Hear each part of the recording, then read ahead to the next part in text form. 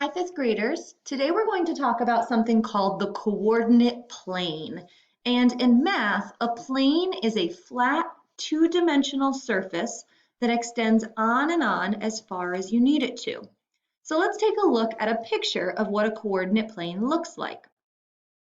So this is a picture of a coordinate plane, and you might notice right away that it looks a lot like graph paper. That's because when we graph things, we're graphing them on the coordinate plane. So there's a couple pieces of the coordinate plane that I want you to keep in mind. The first is that the coordinate plane is divided by two lines, and we call these lines axes. The first line is a horizontal line. That means it goes side to side. And this is called the x-axis. I remember the x-axis is the one that goes side to side because the letter X is kind of a wide letter. When you write it, you kind of have to write it side to side. So the x-axis helps us figure out where to put information as we move either to the left or to the right of a starting point. Now the other line goes vertically or up and down, and this line is called the y-axis. And I remember that the y-axis goes up and down because y is kind of a tall, skinny letter. So that helps me remember that the y-axis is the vertical axis. Where the two axes meet is called the origin, and the origin is always going to be the starting point that we build our graphs from. Now from here, you might have noticed that the graph is separated into four sections. We call these quadrants. This year in fifth grade, you are only required to know how to graph information in the first quadrant. That's where all the positive numbers are. Now, positive numbers just mean that we're moving to the right on the x-axis and we're moving up on the y-axis. For those of you who are ready for a little bit of a stretch, you can also try plotting points in the other quadrants, quadrant 2, quadrant 3, and quadrant 4. It works exactly the same way, but you'll notice that these quadrants each have negative numbers in them. Negative numbers don't mean that we are less than 0. It just means we're moving in the opposite direction. So for example, if I needed to put a point somewhere in here, that means I would be moving to the left on the x-axis instead of to the right, and down on the y-axis instead of up. But again, this year in fifth grade, we're only focusing on the first quadrant. So let's zoom in on the first quadrant a little more closely. So the coordinate plane has several key features to keep in mind. So just a refresher, that horizontal axis is called our x-axis. It tells us how far to the right we move from the origin. Our vertical line is called the y-axis. It tells us how far up we move from the origin. And that point where the two lines meet is called the origin. That's the starting point of our graph. And we can label the origin with the numbers 0, 0.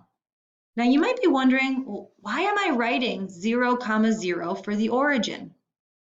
That's because we can write directions to different points or places on the coordinate plane. Those directions have two names. We can call them either coordinates, because it comes right from the name of the coordinate plane, or we can call them ordered pairs, because it always has two pieces of information to it. And to write a set of coordinates, you first name the x-coordinate, or how far away from that starting point you've moved to the right, and then the y-coordinate, or how far up from the starting point you've moved. An easy way to remember that is to go over and then up. So the origin is at point 0, 0 because I don't move over from the starting point either, when I don't move up from the starting point. You might also want to take a look at this. Mario helps us remember how to plot coordinates too. First you have to run, which means first we have to go over, and then we have to jump, which means we have to go up. So let's take a look at how we can plot some points to practice. So again, remember, Mario style, we run and then we jump. We go over and then up. So how do we plot points? Well, first we need to start at the origin. We're always starting at that starting point. Then we need to use the first number in the pair, this is the x coordinate, to tell us how many places to move over. Finally, we use the second number in the pair, or the y coordinate, to tell us how many places to move up. So let's plot a couple points to practice.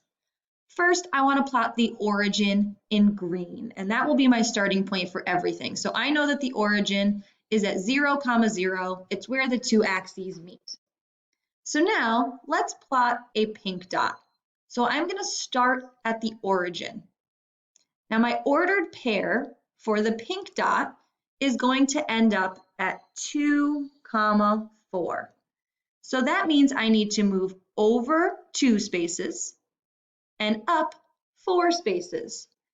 Where I fall on the grid will be my point for 2, 4. So I'm placing my pink dot at 2, 4.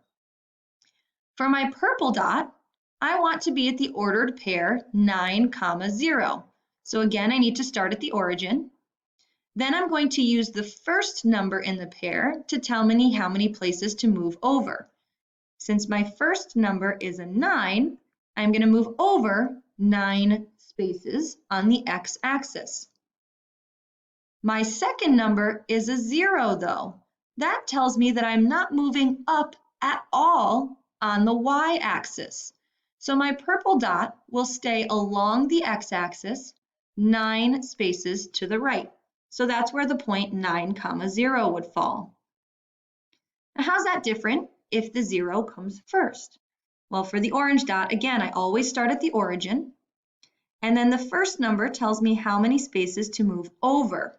Since the first number is 0, I'm not going to move to the right at all. The second number in the ordered pair, or my y coordinate, tells me how many spaces to move up. So that tells me I need to move 9 spaces up on the y-axis.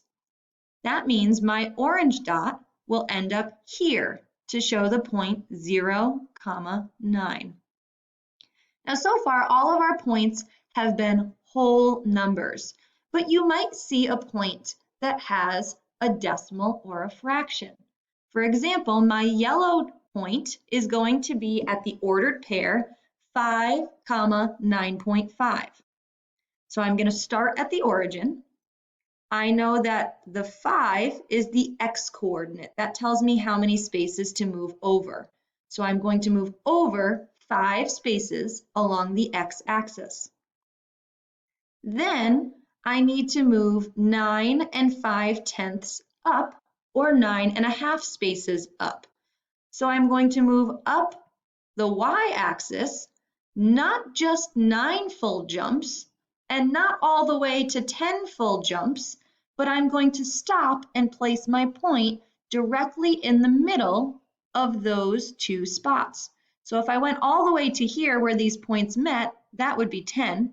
If I had stayed down here where these points met, that would be 9. But in order to place the point at 5, 9.5, I need to put my yellow dot right in the middle of those 2 spaces. So plotting points, remember, we run and then we jump, we go over and then up, we use the x coordinate and then the y coordinate, always starting from the origin. So if you need a little recap, this page will walk you through how we found each of those locations. Use this video and the attached notes pages to help you as you're reviewing. I hope you enjoy ordered pairs. This is a fun topic to do. And if you have any questions, email me. Have a great day, guys. Thanks for tuning in.